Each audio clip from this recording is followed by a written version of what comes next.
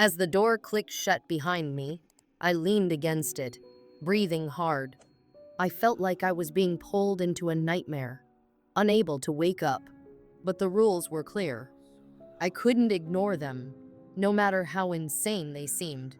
Something was definitely wrong here, and I wasn't about to let whatever it was consume me. I glanced at the clock. 12:05 a.m. Only 5 minutes had passed, but it felt like hours. I rubbed my temples, trying to calm myself. I had to focus. I had jobs to do, and I was being paid for this, no matter how strange it got. It was just a few hours. I'd survive this. I returned to my position behind the front desk, trying to shake off the creeping dread. My hands trembled as I picked up the envelope from the drawer again, rereading the list of rules. The one about the phone ringing at 3:13 a.m. stood out to me.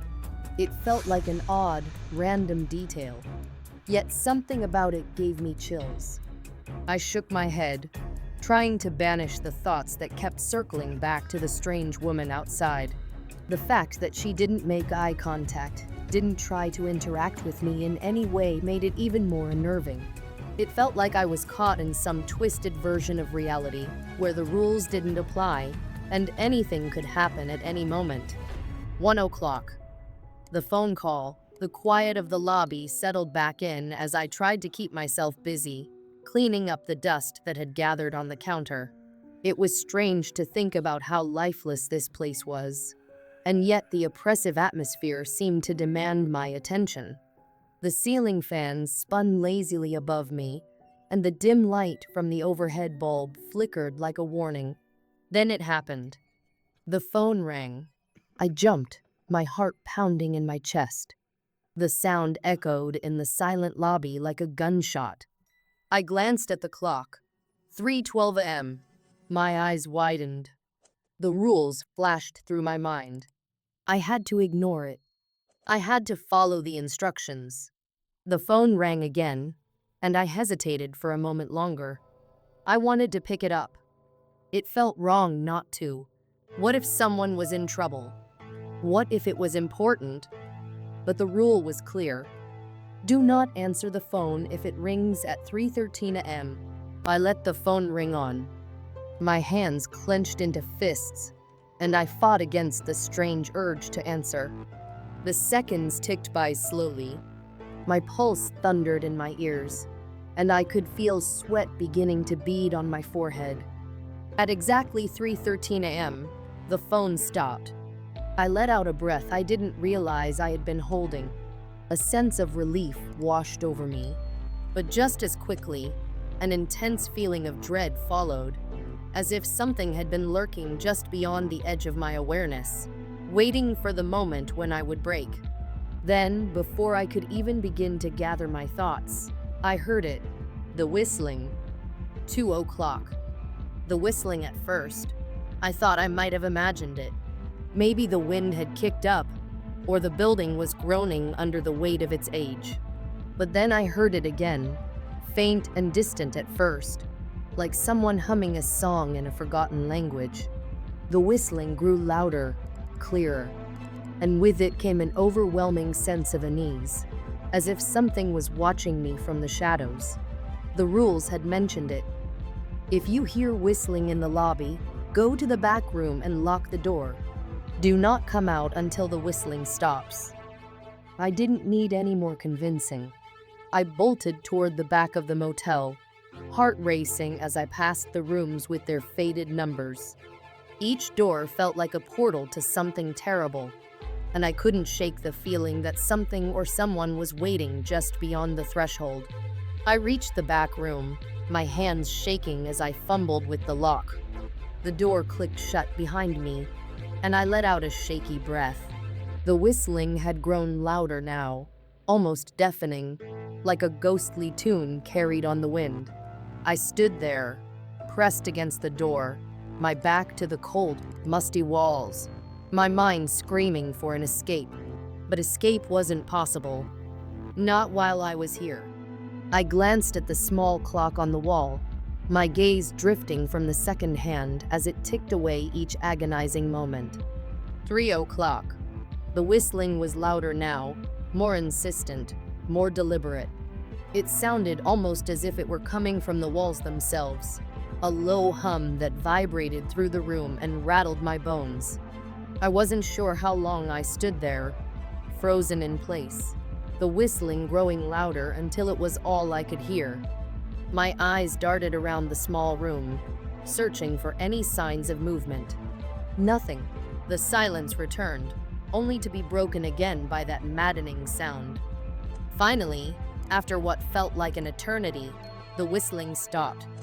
I didn't hesitate. I rushed back out into the lobby, but there was no sign of the man who had given me the keys. The place felt even more desolate now, the darkness pressing against the walls like an unwanted guest. I could feel the weight of the silence, a silence that was louder than any sound. 4 o'clock. The black cat. The final rule loomed over me now. Sometimes a black cat will appear in the lobby. Do not touch it. Let it leave on its own. I had already begun to doubt my sanity, but when I saw the black cat at the far end of the lobby, a cold shiver ran through me. It sat in the shadow of the flickering lights, its eyes glowing faintly, fixed on me with an intensity that made my stomach churn. It didn't move. It just sat there, staring at me. I knew I shouldn't approach it, but something in its gaze held me in place. The room felt smaller now, the air thicker.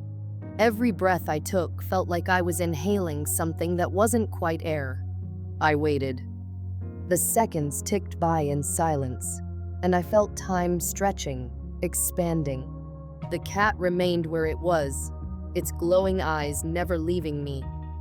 Finally, it stood up and padded silently across the floor, disappearing into the darkness at the far end of the room. Just like that, it was gone. 5 o'clock. The final test. I checked the clock. 4:04 a.m. The lights flickered, and the room grew dimmer. I had to follow the final rule. At 4:04 a.m., the lights will flicker. Cover all security cameras with the black cloth provided.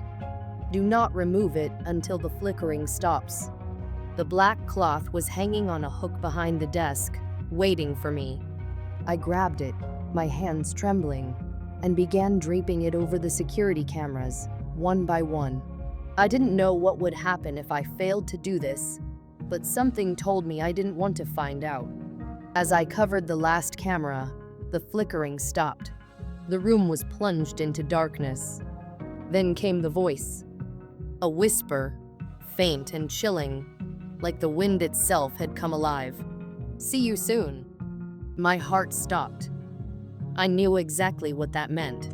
I couldn't stay here any longer. I had to leave. But as I turned to run, the door wouldn't budge. The rules had been clear, but they had one final twist. The jobs I had taken to escape desperation had become a trap. And now, it was my turn to be the one who never left Roy's motel. The hours crawled by, each tick of the clock louder than the last, as though time itself had become a cruel enemy. The silence in the motel lobby was thick, suffocating. It pressed against my chest, making it harder to breathe, harder to think. I watched the hands of the clock inch closer to 2:45 a.m., the final stretch of my shift. Exhaustion had begun to creep in, clouding my thoughts. My eyes, heavy with sleep, blurred at the edges, as though the world itself was fading into a haze. That's when I heard a soft, melodic whistle, drifting through the stillness like a ghost in the night.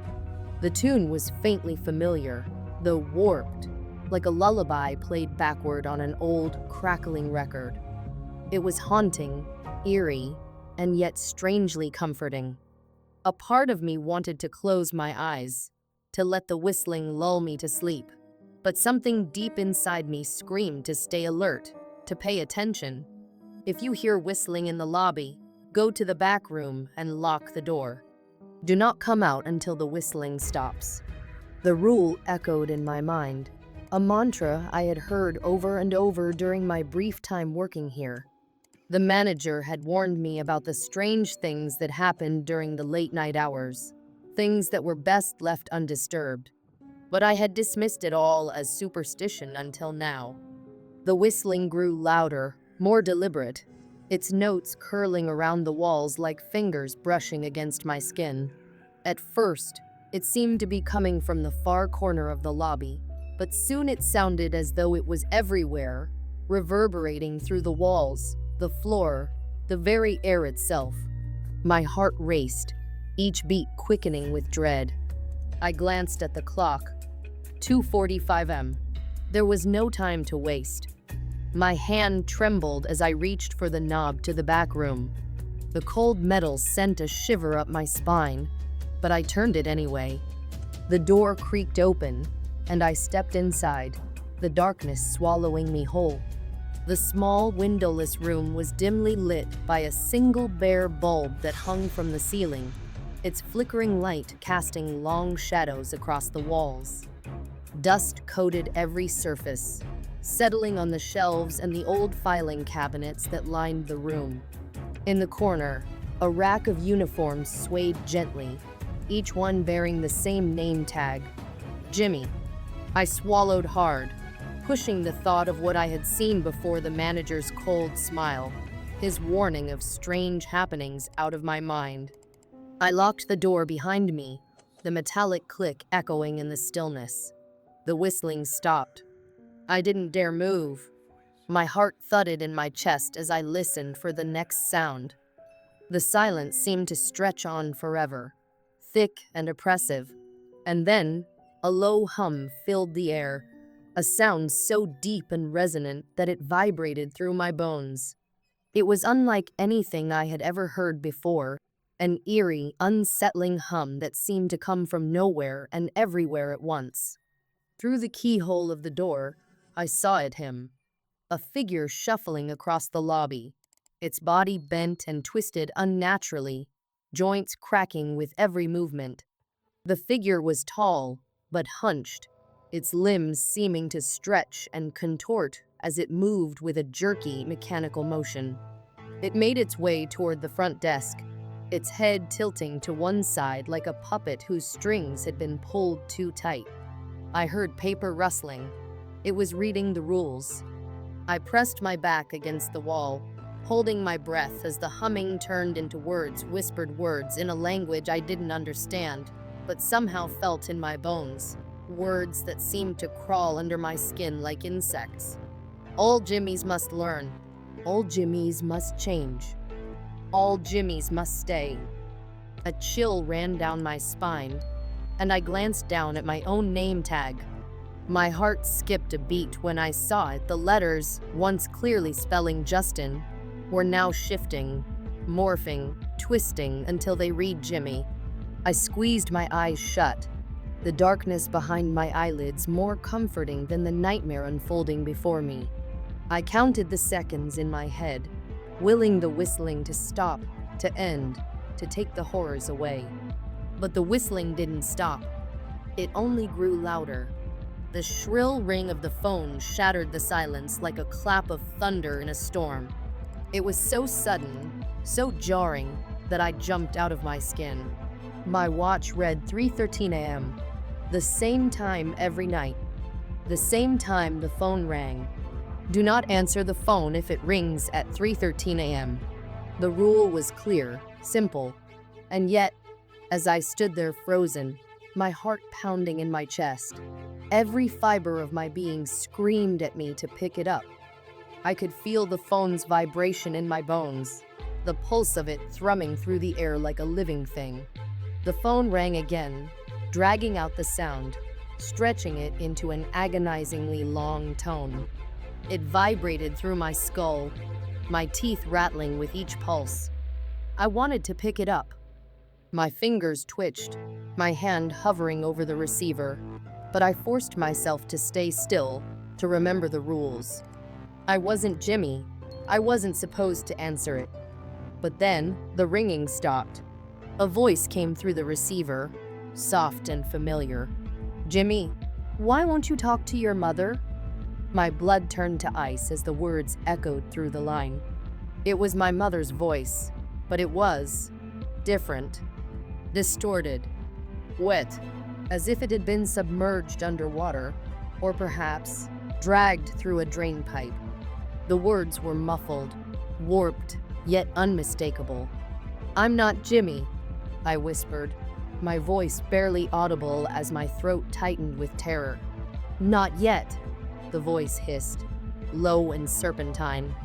There was a brief, high-pitched laugh, like a child's giggle, but somehow more malicious sharp, like shards of glass scraping against my skull. The line went dead. I pulled the phone away from my ear, my hands trembling uncontrollably. My stomach twisted, nausea rising in my throat. The room felt colder, the air thicker, like something was pressing down on me from all sides. My reflection in the dark window across the room looked strange, as though I was no longer the person I had been just moments ago. The clock ticked on, every second an eternity as the night stretched longer, colder. At exactly 4:04 am, the lights flickered violently, casting erratic shadows across the room.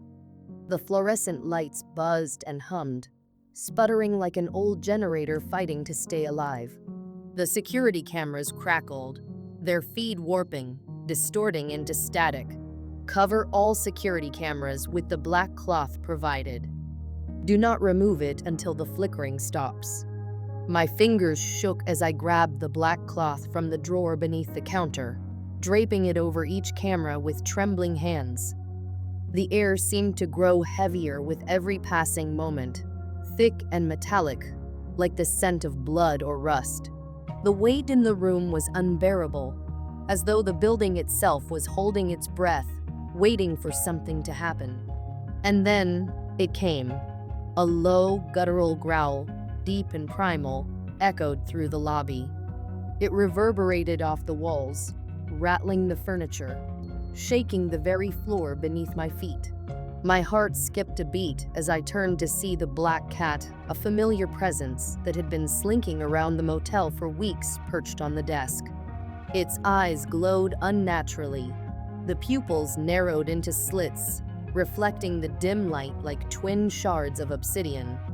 The cat opened its mouth, but instead of the usual meow, a deep, rumbling voice emerged, thick with malice. "Almost time, Jimmy." I froze, my breath catching in my throat. The cat's lips curled into a grin, its teeth sharp and gleaming in the low light. Then, in the blink of an eye, it vanished into thin air, leaving only the lingering sense of something wrong. The flickering stopped, just as suddenly as it had begun. The oppressive weight in the air lifted, leaving behind a strange calm. It was as if nothing had happened, as if the entire ordeal had been a fevered dream. But I knew better.